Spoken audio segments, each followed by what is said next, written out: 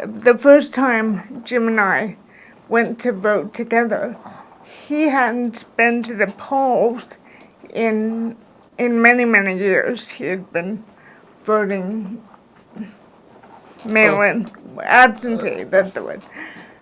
And so we went in, and he went up to the table to introduce himself and, what you normally do when you get to the poll.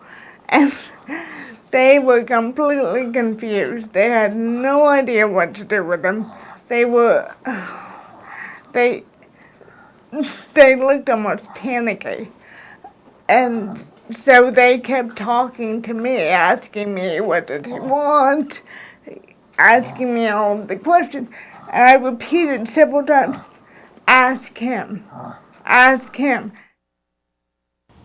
Many of us struggle to find the most appropriate terms and phrases when we encounter a person with a disability. We often reach for what we think is the most politically correct. But people with disabilities are people, and terms such as handicapped, cripple, lame, and physically challenged are inappropriate when speaking to or about them. People with walking disabilities are not confined to a wheelchair, they use a wheelchair. And people with other disabilities don't suffer from a disability, they have a disability. Do not prejudge a person's abilities because we happen to have a disability. In the next few minutes, we're going to hear from people who have disabilities to better understand the etiquette of working and communicating with people in the disabilities community. As you listen to what they have to say, remember the importance of people-first language. An adult person with a disability is an adult and should be treated in the same way and with the same respect as any adult.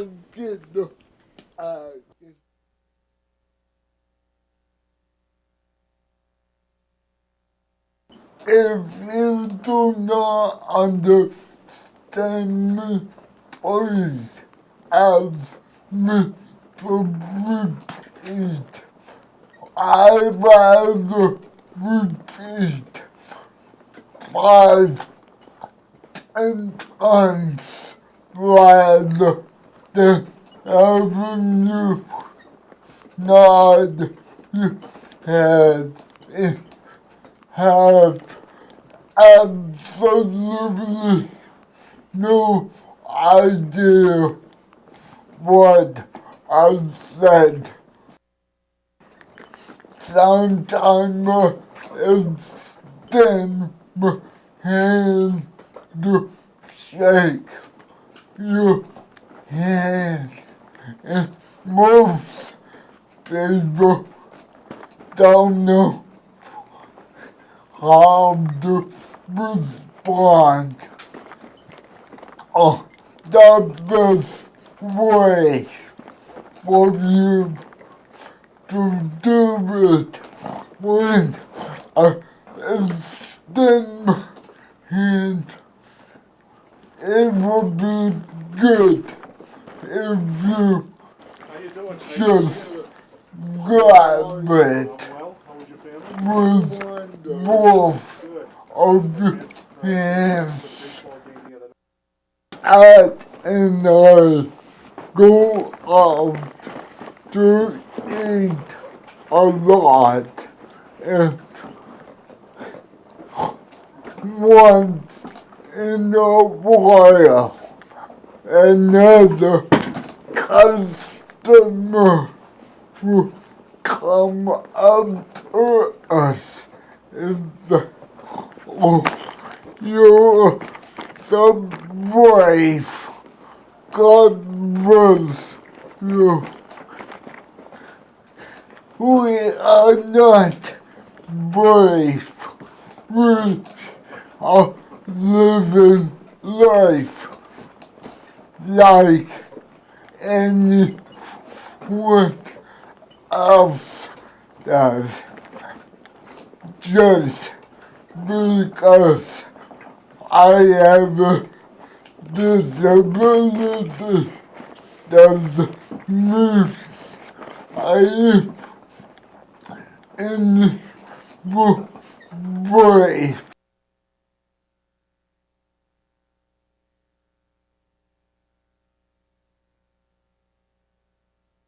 I've had people come up and try to say something in my ear. What good does that do? I can't hear them. I've had people try to over-enunciate their words, and that destroys the word altogether. It's very important that you not be eating crackers or chewing gum or put the paper up in front of your mouth, because I'm not going to know what you're saying. And chewing gum is particularly bad. Because, when I go in to vote, I give the clerk my name, and the first thing she does is look down at her pad of paper with all the names on it, and she starts going, blah, blah, blah, blah, blah, blah, and I haven't a clue as to what she's saying. Look directly at me, not down to a piece of paper. And they should speak normally. They shouldn't shout, because then it distorts the sound. It distorts the lips. Because for me, I'm a lip reader, so I do function that way. There are other people who sign, and they need paper and pencil to tell people who they are. The best way to have someone let me know they're going to talk to me is to tap me on the shoulder or come around in front of me so I can see their lips, and also to speak normally and slowly. It is very frustrating for anyone who has a hearing loss or who is deaf to try to understand someone. If there is a window or some light, even from a doorway, behind the person, that light goes directly into my eyes, and I'm not able to see the person speaking to me. You need to be prepared to move to one side or the other to make that light adjustment.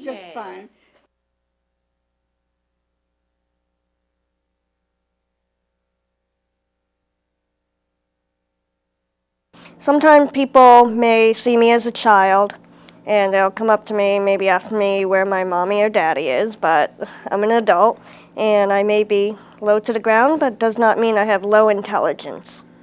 Because I am short-statured and do have hearing loss, the distance from myself to somebody who is standing makes it very hard for me to understand what's being said at times. So it's very helpful in a lot of areas to sit down in a chair if we're going to be standing for long periods of time, or pull me aside into a quiet area of the room. I use humor a lot. I sometimes joke about being short before they have a chance to tease me or pick on me, and then they realize it's not going to affect me as an individual. And I just go with the flow, and pretty soon they forget how short I am. Just like anybody else, I don't expect pity. I don't expect somebody to come up to me and pat me on the head like a child. I'm an adult just like anybody else.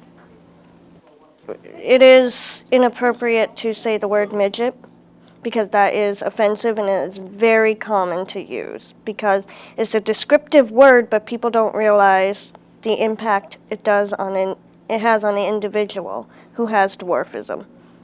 Also, a lot of people with dwarfism prefer the word dwarf. They like to say they are a dwarf. I prefer to be just called Erica. I'm a person who happens to have a medical condition called dwarfism. I'm not a dwarf. That's not who I am or what I am. It's just a part of my being.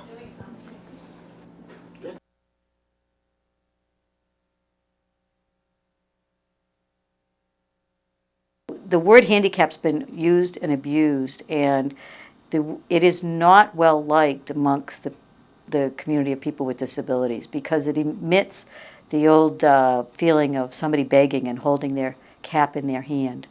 And it makes people think, you've got to pity them and you have to do things for the poor person that's got the disability. I am a wheelchair user, and being confined to a wheelchair is not an accurate portrayal, because I obviously get out of the wheelchair to sleep and swim and work in my garden and drive my car. A wheelchair is considered to be part of a person's personal boundary space, and you should never touch or lean on a wheelchair, just as you wouldn't go up to a perfect stranger and lean on them. When you're talking to somebody who's sitting in a wheelchair, you have to remember their sight line is much lower than anybody who's standing. My sight line is around 45 inches area from the floor. So obviously most people are taller than that, so my neck is going to be stretched up to look at you. And also, it's difficult to have a good conversation if you can't see the person's facial expressions and you can't see them eye to eye.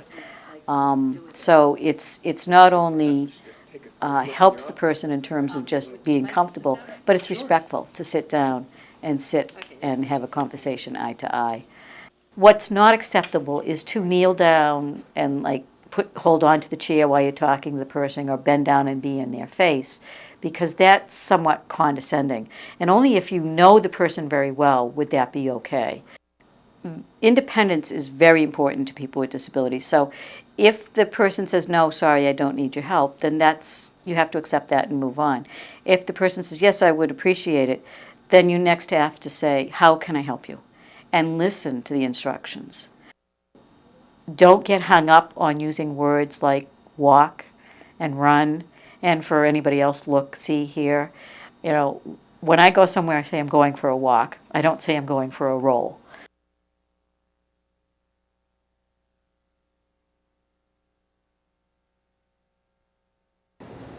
Do you know what the real key is? It's just like you had a guest in your house. You walk up to him and say, hey, what can I help you with? Or what would you like? And let us tell you what we need. Acknowledging yourself, coming and going is very important because we rely on our hearing. Otherwise, it gets quite comical that we're sitting there talking to nothing in the air. So it gets quite comical. So that's very important that you use sound for the people that are visually impaired or blind. What a person should never do with somebody that's visually impaired or blind is to approach them and take their hand, tug on them, pull their sleeve. You do not have to speak louder. That drives you nuts because our problem is not a hearing problem. We're very sensitive to hearing. So you don't have to talk loud, just talk normal. You always ignore the dog guide because they are working for me.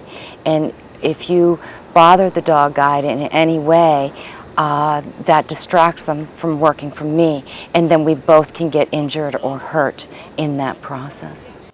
Oh, you poor thing, what can I do for you? You know what I mean, that kind of feeling, you know what I mean, like, oh, you can't do this, oh, this is right here, and this is here, and this is here, and they go on and on, you can't cross now, you know, but instead of just coming up, hey, can I assist you somehow? Do you want me to tell you when the light turns? And then it gives us the chance to respond back, like, hey, no, thanks, I'm okay, or hey, yeah, would you help me out with that? For a person to guide you, all you do is I hold on to their elbow. So you just leave your arm relaxed, and the blind person will just hold on to your elbow, and as you walk, we're a few steps behind you. So we know by your body movements of where you're going. I think it's just because of your own fear of blindness or visual impairment or a disability that makes you feel uncomfortable. But don't feel uncomfortable, because the bottom line is we're all human and we all think the same and we all have the same feelings. So when you think about a disability sometimes, think about just being human.